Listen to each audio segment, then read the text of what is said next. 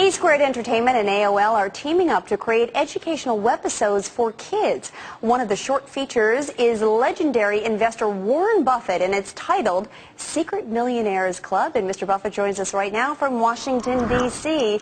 Good morning, Mr. Buffett. Thanks for being here. Good morning to you.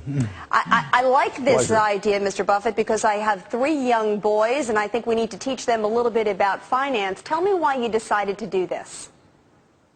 Well, Andy Hayward is terrific at telling a story. I mean, he's done it with thousands of episodes with children over the years, and I was particularly impressed a few years ago when he did something called Liberty's Kids. And if your 3 children haven't seen it, it's a great story about how this country came about in the late 18th century, and 45 episodes. But it was not only good for kids. I relearned American history in a great way through that. So I've been very impressed with Andy, and when he came up with this idea that maybe we could help young people like your children develop better habits for their lifetime in terms of how they thought about money and savings and their own self-worth, investing in themselves and all of that, I just thought it was a terrific idea, and here we are. Yeah, a favorite in the Glick household is the FDIC chairs, Rock, Brock, and the Savings Shock, because I'm trying to teach them what compound interest really is. You know, Warren, there's a lot of people who would suggest that perhaps a lot of adults need to watch this to get sort of comfortable, re-educated about how to control their personal finances, particularly what we've gone through over the past couple of years. Is that important that we empower ourselves to take a little bit more ownership?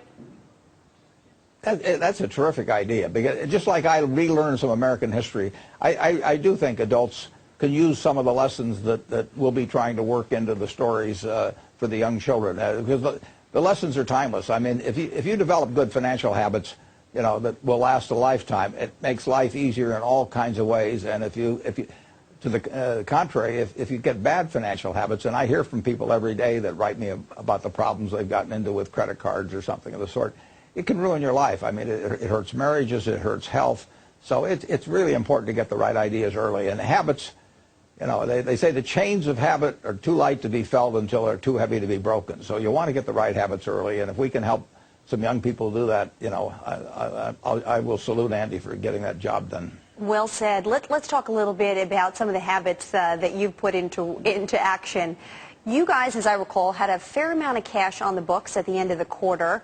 I'm curious, how are you spending it? Are you still investing at these levels? Because we've had a remarkable rally off of those March lows. Yeah, if I can find things that I think are reasonably priced and that I think I understand, I buy them. I don't attempt to time markets at all. I never give a thought to timing markets. I do price individual companies, and if something looks attractive to me, and it's way more likely to be attractive at 9,000 on the Dow than at 12 or 13,000 on the Dow. I'm likely to find more things. I buy them. I buy them not because I think they're going to go up next week or next month or next year, but because I think I'm bound to make a lot of money over time. I just don't know when it's going to happen. So pricing is key, and obviously prices are somewhat higher now than a fair amount higher than they were in early March. But you know, I would much rather own equities that I understand and like than have my money in fixed dollar investments, because I think the value of the dollar will decline over time. A lot of people talk about that initial Goldman Sachs investment and whether or not you will consider redeeming the existing warrants. Have you thought about that, or has Goldman tried to consider paying back their initial investment with you? Because it's a good investment for you or a little rich for them. That's right, but don't tell them that. Let's keep that between ourselves.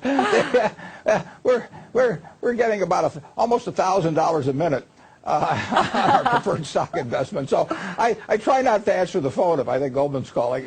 But the warrants, we will hold the warrants. I can't say, you know, for sure what I'll do at any time of year in the future, 2 years in the future. But every instinct in my body tells me that we will want to hold those warrants until they're very close to their expiration date, at which time we'll end up exercising them in all probability. But no, the preferred pays us the dividend, and the warrants are going to make us the money. That's exactly